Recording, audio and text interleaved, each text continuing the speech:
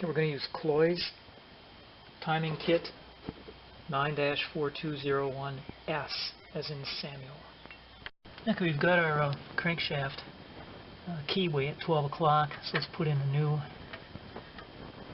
crank sprocket. So the uniquely colored link is on the intake timing mark. Slip it down into the engine chest. One of each side of these is going to go on the side of the protruding piece out there called a boss. And then we'll slip that on.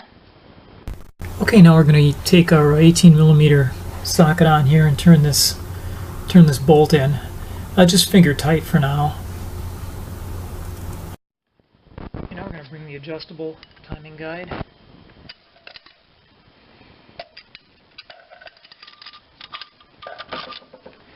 There it goes.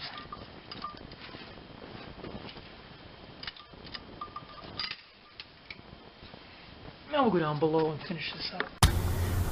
Let's go ahead and put the new oiler that came in the kit in now. And it's just a 10mm bolt on there. And it's an improved design with better oil flow. This is 89 inch-pounds. Okay, now I'm kind of pulling the chain up from the top because there isn't any clearance on this guide. Meanwhile, holding the guide, have the screw with the ready too, by the way. Once this is in here, you're not going to slip this chain by it, so you've got to do it now. So torque that up to that same 89 inch-pounds. Okay, now we're going to link the exhaust mark on this cam that's going to go on the exhaust side.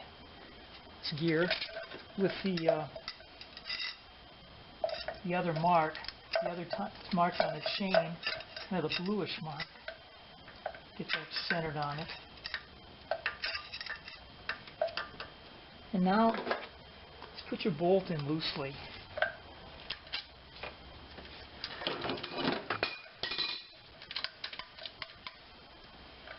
Your new cam bolt in loosely. So it's not seated on here yet. Because we're going to kind of rotate it into position. All through this procedure, keep your eye on the marks on the chains.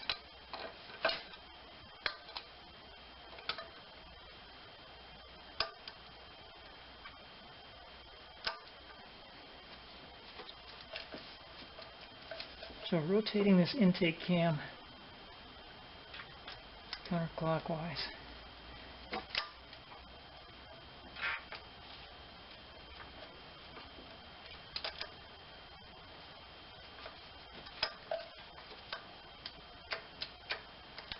Now I did struggle a bit to get this sprocket on, this exhaust cam sprocket on. I want to show you what I did to finally get it. Now, of course, you have to have the bottom, the camshaft lined up and put your wrench on here.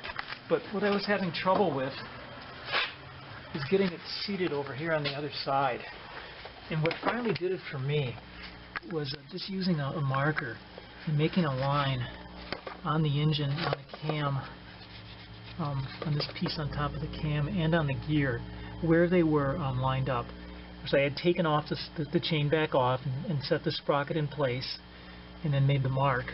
And when I advanced it with my wrench here, with my 24mm crescent wrench, I was able to get it in there almost right away.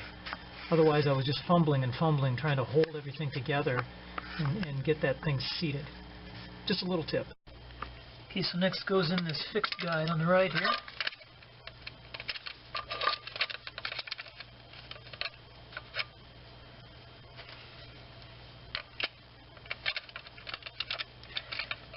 Two screws to hold it down, a lower and an upper.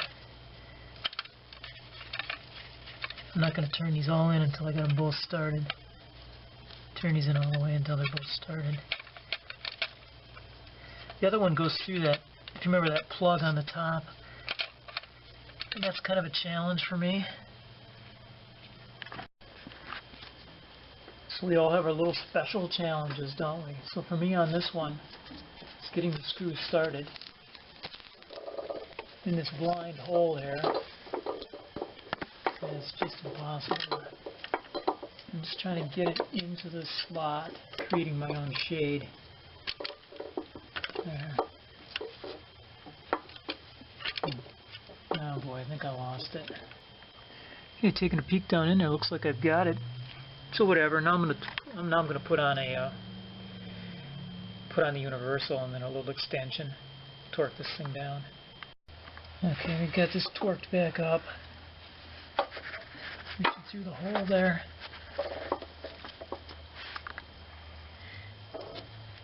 .89 inch-pounds, but I know I'm measuring it. Okay, we're turning this access plug back in to put some anti-seize on that for sure. And torque it to 66 pounds. For some reasonable facsimile. Using again our special cut-off 10mm Allen wrench. It's basically just going to be a little bit of a wrestling match to get it in there and turn it in. Forced in this case to use a little cheater bar to help me out to get some torque. That should do it. Okay, so just going over this one more time. Everything's in order. Here's our crank. Here's our blue, similar colored chain link on the white mark. We're at noon on here, 12 o'clock since we're keeping time here. Now on the intake sprocket, here we are, lined up at the 2 o'clock. And on the exhaust sprocket, at the 10 o'clock. One more observation on these timing marks on the crankshaft, on the camshaft sprockets. Their position is solely determined by the chain. There's no way, once these chain links are lined up, there's no way, even if you get these angles equal, turn this, in other words, right now I'd have to rotate it that way, that I'm ever going to get this at exactly 60 degrees on this side, which would be equivalent to 10 o'clock, and 60 degrees on this side, which would be equivalent to 2 o'clock. If they were equal, they're going to be somewhere a little different than that. So this is a guideline. The timing is almost solely determined here by the chain, by the colored links on the chain. And trust that to get you where you need to be. When all three of these are in the same, on their timing marks, that's what determines it, not the physical angle of these sprockets at the end. Okay, now in the process of installing the exhaust cam gear, this winds up rotating a little bit, crankshaft. I put it back, because I noticed there was slack here. At the high noon position, there is no slack in this chain between the crank and the intake sprocket. So the only slack that remains now is over here on the side where we're going to be installing the tensioner. So up next is the upper timing chain guide.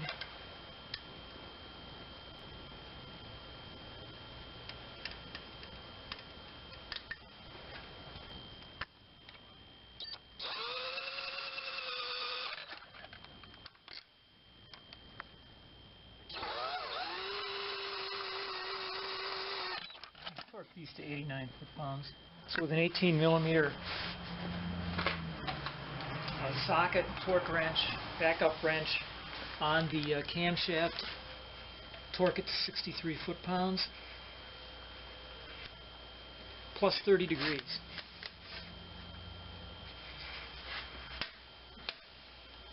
And repeat on the other sprocket. Okay, this Cloy's kit contains the newer style tensioner. It's got a clip on there for disassembly. If you want to deactivate it, once it's activated, the bump on the end.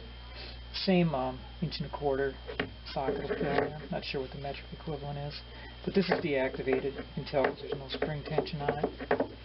Let's go put it in. Nice.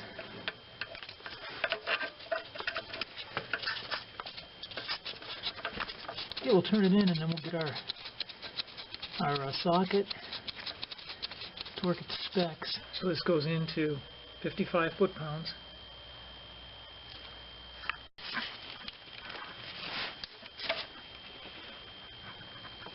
Alright. Okay, I've got this long screwdriver. I got a piece of rubber taped onto the tip. Now I'm going to reach down into the chest and activate this tensioner. Okay, the activation process amounts to taking your tool, getting it on the chain, right, that's by the adjustable guide, pushing down on it.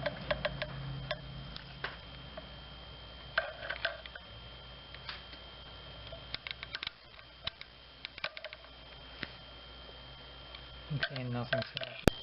Okay, back in the deactivated state, we're going to put it back in. I'm going to be watching closely this time because I believe this may have activated actually right upon install. Might have been enough to put enough pressure on this to cause it to activate.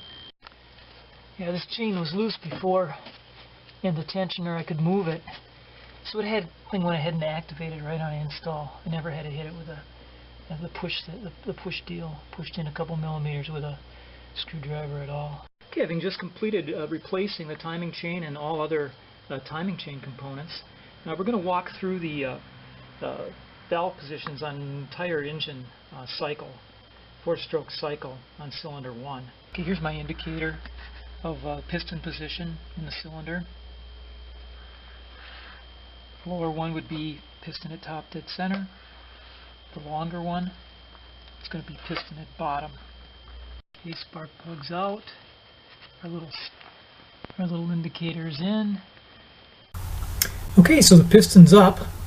We're at top dead center after exhaust. And there's our crank at 12 o'clock, 0 degrees, our starting position.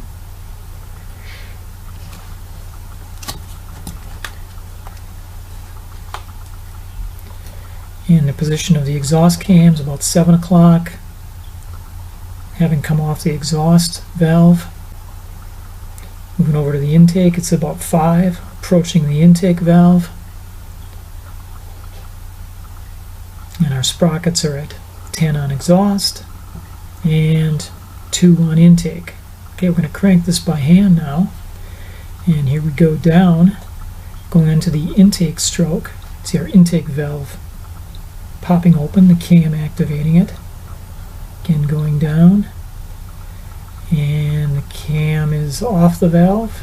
Now we're at the bottom of the piston stroke at end of intake. There's our exhaust cam at 11, and our intake cam about 7:30. Sprocket at about 6 o'clock, having made a 180-degree revolution. Next stroke is compression.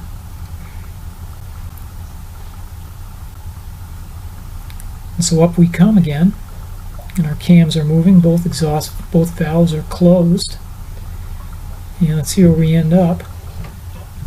Okay, we're all the way up again, and we're at 1 o'clock on the exhaust, and about 11 o'clock on the intake, at top of compression. Our sprocket, crank sprocket, back at noon, having made a 360-degree turn.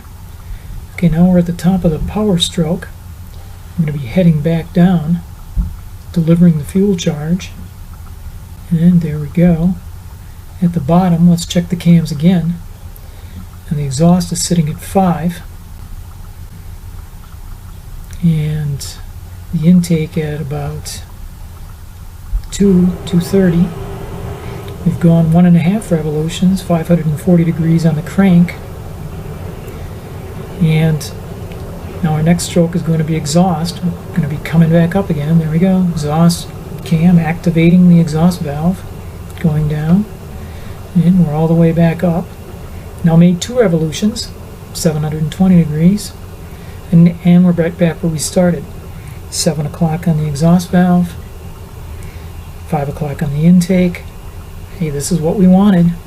Let's look at our sprockets. Intake back at 2. And exhaust back at 10.